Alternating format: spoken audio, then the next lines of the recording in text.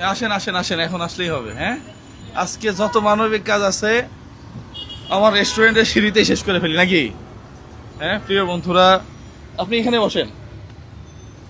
হ্যাঁ আচ্ছা, এখানে এখানে বসবেন? আচ্ছা বসেন। হ্যাঁ না, ওখানেই থাক থাক থাক, ওখানেই থাক, আমি একটা উপরে বসি। দেখি কি অবস্থা, টেস্ট করাইছেন? হ্যাঁ, ডাক্তার দেখাইছেন? কি বলছে ডাক্তার? আপনি আপনি বিয়ে করবেন না ভালো পাত্র পাইলে? জি, অবশ্যই করব। গুড, এটাকে অ্যাপ্রিসিয়েট করি আমি। তন্নি বিয়ে করছে না? তন্নি বিয়ে করছে, অ্যাপ্রিসিয়েট করি আমি। আপনি বিয়ে করবেন, ঠিক আছে? ভালো ছেলে পাইলে দেখে শুনে বিয়ে করবেন। জি, অবশ্যই। না হয় এই এই এই যোগ, এই দেশের মানুষ এত খারাপ, আপনাকে আপনাকে চোখের জেনাতে শেষ করে ফেলবে। মন খারাপ করিয়েন না আপনি, আপনাকে ছিঁড়ে খেয়ে ফেলবে ওরা, ঠিক আছে? আপনার মেয়ের বয়স কত? 4 বছরে পড়ছে। 4 বছরে পড়ছে। হ্যাঁ, আর আপনার স্বামী তো মারা গেছে। ওকে ফাইন, আপনি আপনি দ্রুত বিয়ে করবেন। হ্যাঁ, এটা আমরা চাই, ঠিক আছে? ওই তন্নি, ওর তো চলাফেরা খারাপ, কিন্তু ও বিয়ে করছে, আমি আমি খুশি হয়েছি। কারণ ওই অবৈধ সম্পর্ক, এরপরে অন্য জায়গায় কথা বলা, আর আমাদের যে দেশ, এই দেশের পরিপ্রেক্ষিতে মাথার উপর একটা ছায়া লাগে। হ্যাঁ আচ্ছা, আপনার এখান থেকে 10,000 টাকা গোনেন। বাথরুম থেকে পড়ে গিয়ে বাথরুম থেকে পড়ে গিয়ে আমার ডান পাশে কোমর থেকে পায়ের পাতা পর্যন্ত রক্ত পেঁচিয়ে রক্ত জমাট বেঁধে গেছে এবার। এখন ডাক্তারের ফিজিওথেরাপিস্টের কাছে গেছি, পার্কবিওতে গেছি ফিজিওথেরাপিস্টের কাছে। ওখানে থেরাপি নেওয়ার পরে ওনারা বলতেছে অপারেশন দেওয়া লাগবে। আজকে বক্স নিয়ে বেরিয়েছেন? বক্স নিয়ে বেরিয়েছি যে সার্জারির জন্য। আমার ওই যে ওষুধ দিছে যে এখানে, আর আমার মেয়ে প্রচণ্ড জ্বর। কালকে রাত সারা রাত আমি ঘুমাইতে পারি নাই।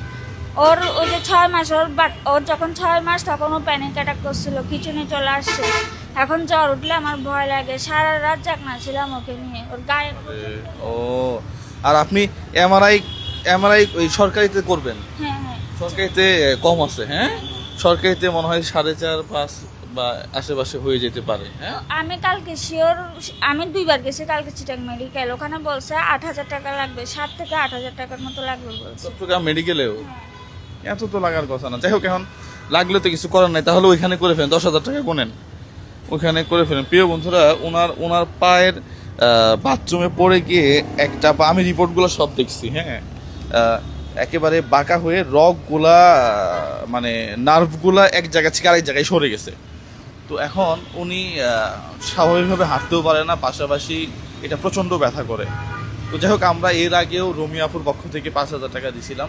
ফাইনালি জুয়েল ভাই নামে 10,000 ফাইনালি জুয়েল ভাই নামে এক ভদ্রলোক, সে আমাকে 20,000 টাকা পাঠাইছে। এক ক্যান্সারের রোগীকে আমরা একটু আগেই 10,000 টাকা দিছি, আর 10,000 টাকা ওকে এমআরআই বাবদ দিচ্ছি। 10,000 টাকা নিছো? হ্যাঁ, দাও, নাও 10,000 নাও। হ্যাঁ আচ্ছা, আমি আবার গুনে দিই নাকি, দেখি।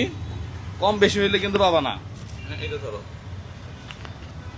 1 2 3 4 5 6 7 8 9 10। হ্যাঁ, ওই এটা পাঠাইছে, আমার নামে, নাম জুয়েল ভাই। হ্যাঁ, উনি দেশের বাহিরে থাকে, ওনার জন্য দোয়া করবো। হ্যাঁ ঠিক আছে, তুমি এমআরআই করার পরে ট্রিটমেন্টটা কি, এটা কি সার্জারি করা লাগবে না অন্য কিছু, সেগুলো আমাদেরকে জানাবা। আমরা পারলে দিব, না হয় দিব না।